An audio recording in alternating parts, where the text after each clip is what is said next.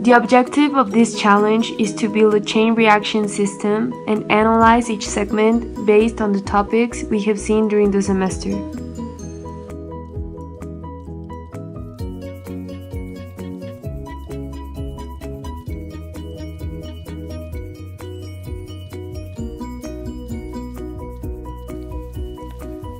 To cover the spring topic, we decided to start our system with a spring compressing to push a ping pong ball. We measured the length of the spring in its equilibrium state first. By measuring, we determined that the total compression of the spring was of 0.009 meters.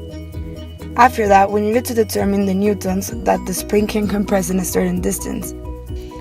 To achieve this, we weighted an object, in this case a cart, which weighted 14.1 grams, and then we attached it to one side of the spring. After that, we measured the length of the compression.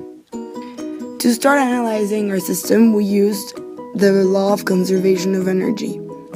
We determined the initial energy, which is the elastic energy of the spring, and then the final energy, which is the energy of the ball at point B. For the energy of the ping pong ball, we had to take into account inertia and angular velocity since it performs a rolling motion.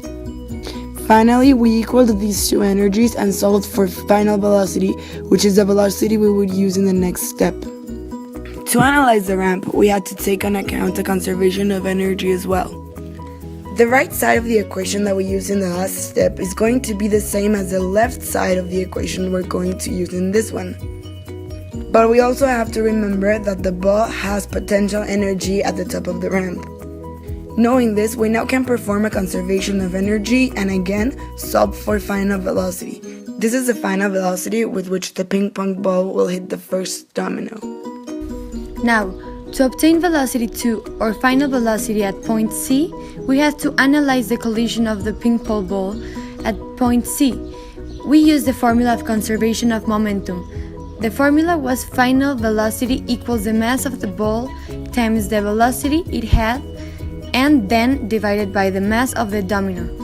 This is how we get velocity 2.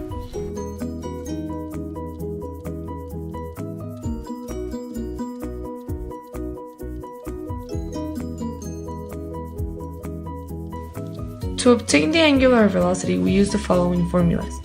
Given that the angular velocity is equal to initial angular velocity plus alpha times time, that way we were able to calculate the angular velocity. For the tangential velocity, we use the formula velocity equals angular velocity times the radius. Since we already had the angular velocity, it was easy to measure the radius and get the value of the tangential velocity. To obtain the velocity at the end of the ramp, we use conservation of energy. The right side of the equation is going to be equal to the left side of the equation. The difference is that the left part of the equation, we have potential energy, which is mass times gravity times the height. Knowing this, we can perform the conservation of energy. When solving the equation, we get the unknown final velocity. This final velocity is the velocity in which the ball will begin the projectile motion in the next step.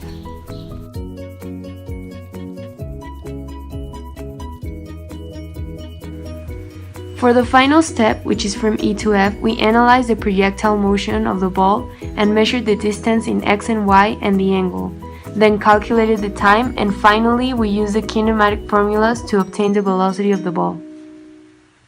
We got to the conclusion of three main sources of error. The first and most important one would have to be human error, for example in the calculation of the reach of the parabolic motion or the calculation of the length of the string. The second source of error is the neglect of air resistance and the neglect of friction. And our third source of error would have to be the material we used for the challenge, because it is not material that is normally used in experiments. During this project, we were able to apply all the concepts seen during the semester in one single system. The focus of the team, which was to create the most simplest of systems that undergoes all concepts seen in class, was successful. We worked together to create a system by joining our separate ideas of the concepts. This brainstorming process gave a personal insight into each team member, to see how differently we saw and felt about the subjects seen in class. Some found it easier, for example, to see parabolic motion than the spring theory. With this, it was easier to divide all the calculations made, and it was also interesting to see all these calculations made out of a real-life system, and see how all the math and the physics behind what we saw came into play. And it's very special for us to do this system because we see systems like this in our everyday life, and we can now relate to something like this and think back to this project.